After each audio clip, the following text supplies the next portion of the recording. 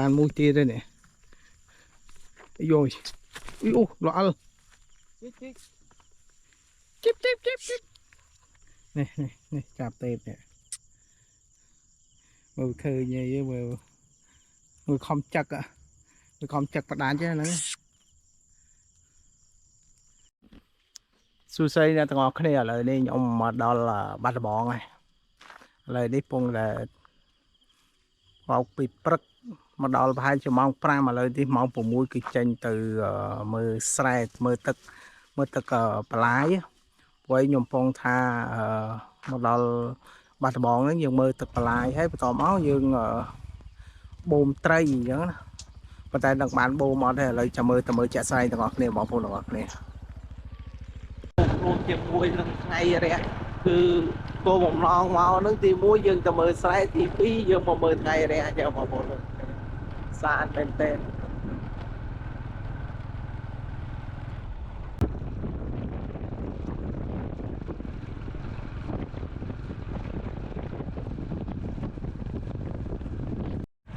trong một môn đó này nó ngờ nhiều phê về liệu muối để dương từ tập ra tập chỉ vật luôn này nhớ cho dân tới cả miền phê caro gì khác miền phê lục hai là nhớ quay chỉ vật dương cứ mình đang giờ đi ngày nay thì dân dân tới tại đi dân tới tại caro phê về bia mua sắm rạp luôn này từ bao giờ miền cây sông nhớ một loạt này anh chỉ cây sông qua nhóm chui chân mau dân dân một loạt này cứ việc mà mơ ngày ra hay dân ngày lấy chơi dân đây cứ bao nhiêu môi lô cặp phục và bọc nhóm phải bảo bốn có cái đêm mơ cứ sum rock cứ san bên tên cứ ngày re màu from mùi prất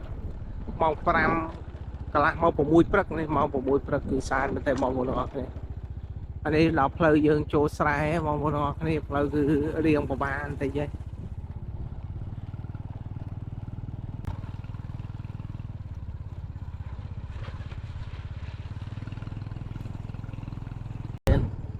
đây sự phiêu của gian mơ từ sót la mà đó mà bọn dương thọp là nâu pin chân như từ từ đỏ phê về lia la sắp ra một pin cái này sốc luôn này như san lên đây mà bọn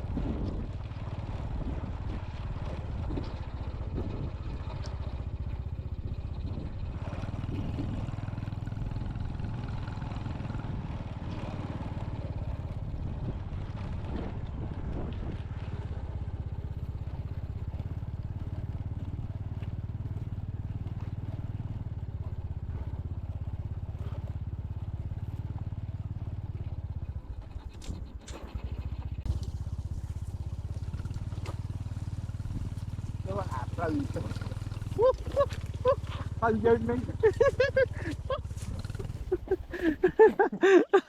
ôi tao một ly rồi là alpin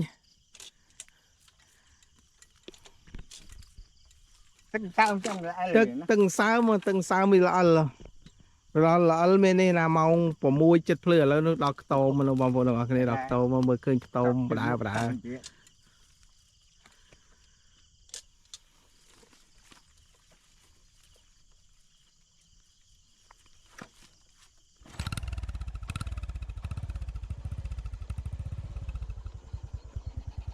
ต่อตะมกตี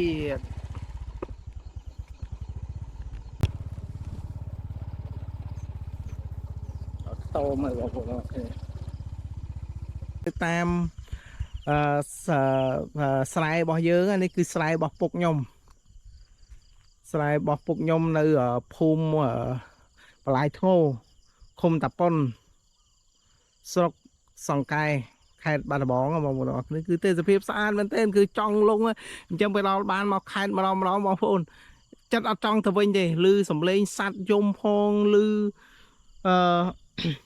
សំឡេងដូចជារលកដូចជាតៅវ៉ៅអីយំអញ្ចឹងបងប្អូនទាំងអស់គ្នាហើយទេសភាពគឺម៉ោង6ព្រឹកនេះគឺស្អាតមែនទែនបងប្អូនទាំងអស់គ្នាបងជឿបងប្អូនទាំងអស់គ្នាជឿមើលបងប្អូនមើលទេសភាពគឺស្អាតហ្នឹងហើយបងប្អូនទាំងអស់គ្នាគឺទេសភាពស្អាតមែនទែនឥឡូវនេះយើងចាប់ផ្ដើមធ្វើដំណើរចុះទៅនេះណាធ្វើដំណើរចុះទៅមើលទឹកស្រែថាយើងអាចបូមចេះនេះពងបូមទឹកដងណាបងប្អូនទាំងអស់គ្នាដើម្បីបូមទឹកដងនឹងដើម្បីចាប់ត្រីតែទឹកវាពេញពេកមើលទៅបងប្អូនទាំងអស់គ្នាឥឡូវយើងទៅមើលទេសភាពទាំងអស់គ្នាបងប្អូនទាំងអស់គ្នាស្អាតមែនទេបងប្អូនទាំងអស់គ្នាមើលទេសភាពហ្នឹងទិដ្ឋភាពនៃថ្ងៃរះ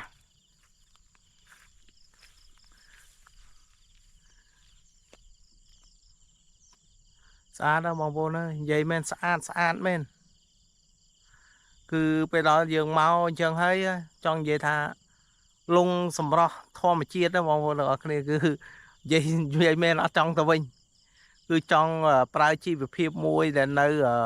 ជនបទតាមស្រុកស្រែអញ្ចឹងគឺស្អាតមែនទេបងប្អូនទាំងអស់គ្នាគឺមានអារម្មណ៍ថាស្រស់ថ្លាហ្មងបងប្អូនទាំងអស់គ្នាបែបធម្មជាតិអានេះយើងធ្វើស្រូវស្រាលបងប្អូនទាំងអស់គ្នាធ្វើស្រូវស្រាលហើយអានេះម៉ងដែលយើងសម្រាប់ដាក់ចាបបងប្អូនទាំងអស់គ្នាមើលអត់ឃើញទេនេះដែលដាក់ជាសណាញ់នេះម៉ងសម្រាប់ដាក់ចាបឥឡូវនេះប្រហែលជាជាប់សัตว์ខ្លះហើយបងប្អូនសัตว์ចាបសัตว์អីអញ្ចឹងណាឥឡូវបងប្អូនទាំងអស់គ្នាតើមើលជាមួយខ្ញុំទាំងអស់គ្នាបងប្អូនឃើញបកគោនេះឃើញសណាញ់នេះដូចម៉ងអញ្ចឹងតែយើងមើលអញ្ចឹងមើលអត់ឃើញមើលក្នុងកាមេរ៉ាមើលអត់ឃើញបងប្អូនទាំងអស់គ្នាវាដូចវានេះបានទេពុកបានទេនោះជាប់មួយនោះគាត់កំពុងតែទៅដោះហើយបងប្អូនទាំងអស់គ្នា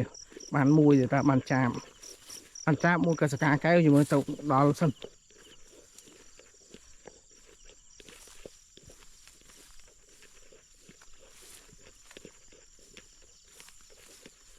ពុកអើយពុកបានទេស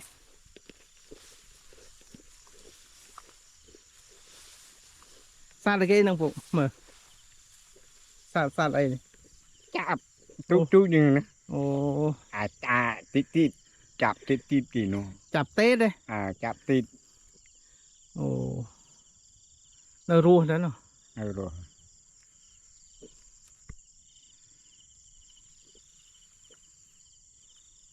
យ៉ាទីហើបាត់នេះមកបដល់គ្នាទូចមែនទេចាប់ទេ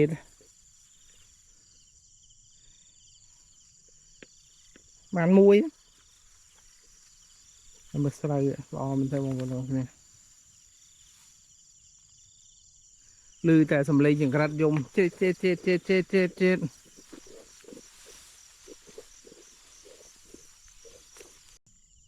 សត្វពេញពីងបងប្អូនពេញពីងគេរាយសំណាញ់ដែរគេបានចំណីគេមួយដែរនេះឥឡូវនេះយើងមកមើលមួយជ្រុងទៀតតើវាមានជាប់អត់ត្រូវអីពុកអូនោះបានមួយទៀតតានេះ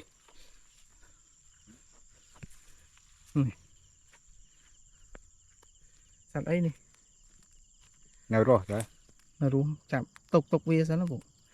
មកងប់ស្អាត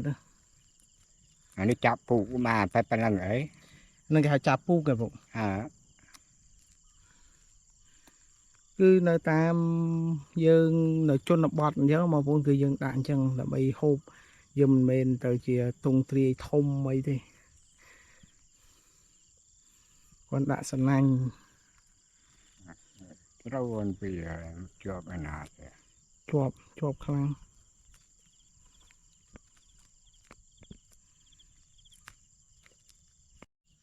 នេះបងប្អូននេះ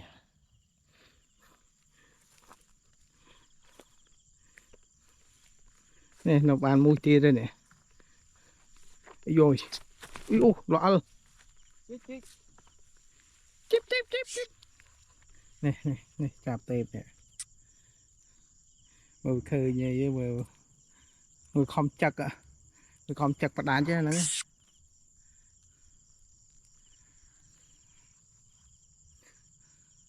Không muốn nó về chóc phê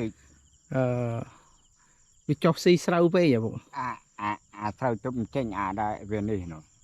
បើសូវទៅចេញអញ្ចឹងយើងដើម្បីការពារអញ្ចឹងទៅក៏យើងដាក់ហ្នឹងទៅ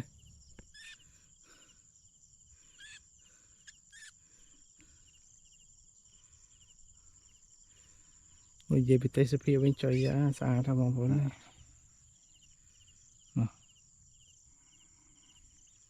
បានពីរនេះ nó đỡ ọt chưa vậy nó sọt ao mơ phù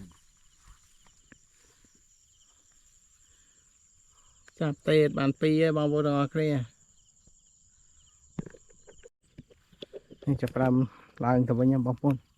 គឺអត់មាននេះទេបានតែចាប់3ហ្នឹងឯងហើយណាមួយយកមកមើលទឹកផងទឹកវាអត់ស្រកទេចឹងបូមក៏អត់កើតដែរជំហានទី2មានតែដាក់ម៉ងchứបង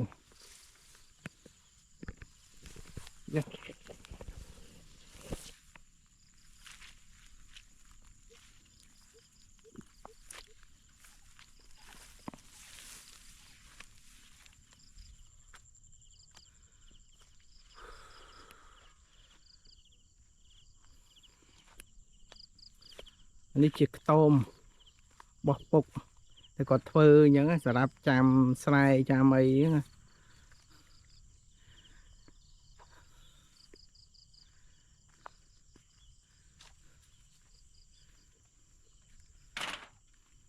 ខ្ញុំមកថតរបៀបទិដ្ឋភាពថ្ងៃរះបងប្អូនប្រហែលជាម៉ោង6ព្រឹកគឺនៅនេះរហូតម៉ោង6ព្រឹក6កន្លះរហូតដល់ម៉ោង7គឺទេសភាពគឺស្អាតមែនទេបងប្អូនទាំងអស់គ្នាបងប្អូនមើលខាងក្រោយរបស់ខ្ញុំនេះគឺខ្ញុំចំពោះខ្ញុំចូលចិត្តរបៀបអញ្ចឹងបងប្អូនទាំងអស់គ្នាគឺស្អាតមែនទែនចឹងអរគុណបងប្អូនទាំងអស់គ្នាដែលបានចូលមើលវីដេអូនេះអរគុណជម្រាបលាបងប្អូនទាំងអស់គ្នា